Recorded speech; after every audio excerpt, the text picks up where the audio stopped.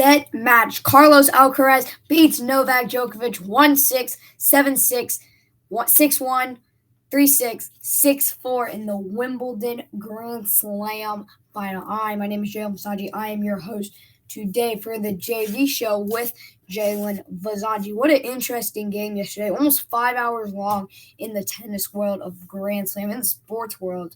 Carlos Alcaraz wins his second major Grand Slam. Novak Djokovic, if he would have won that game, would have became the oldest player to win Wimbledon. Now, Carlos Alcaraz does beat Novak Djokovic's long streak of winning at Wimbledon. His last loss at Wimbledon was 2017. His last loss on center court was 2013. Congratulations, Carlos Alcaraz. Let's get into the stats. Of course, when we look at tennis and we serve, we see the faults, right? 7 double faults for Carlos and then 3 for Novak. Basically, a fault is where there's 2 squares behind the net, and when you serve, the ball has to bounce in the squares.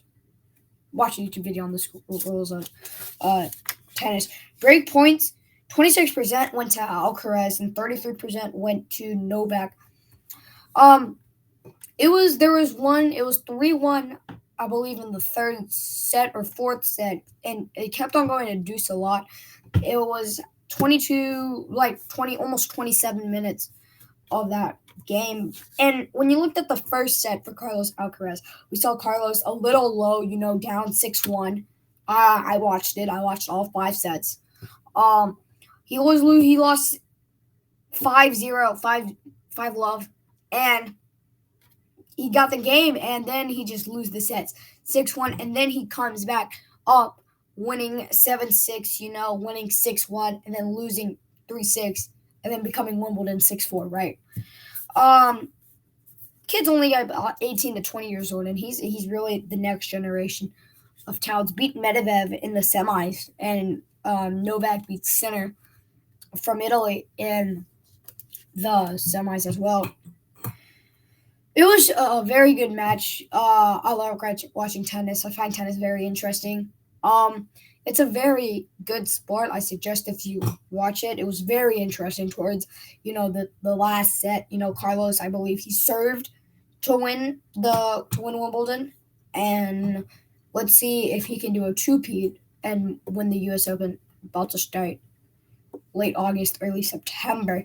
Now, Carlos Alcaraz's last major win before Wimbledon was 2022 U.S. Open. He also stopped Novak Djokovic from probably going on a four-peat. A four-peat is basically where you win all 4 Grand Slams, and they're the 4 Grand Slams: Australian Open, Roland Garros, Wimbledon, and then the U.S. Open.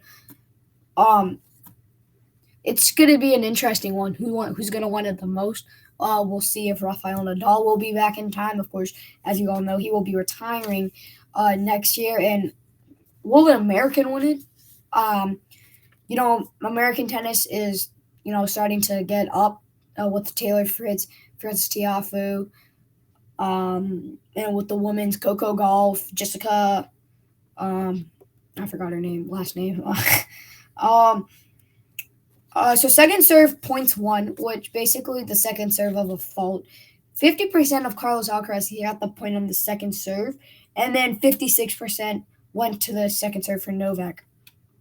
Now the total points won, which basically how many points did they score. Of course, scoring system works. One break is 4 points, and the scoring system's a little weird. It's 15, 30, 40, and then boom, you're done. But you got to win by 2. So 168 points went to Carlos Alcaraz, and then 166 went to Novak. It was a very good match.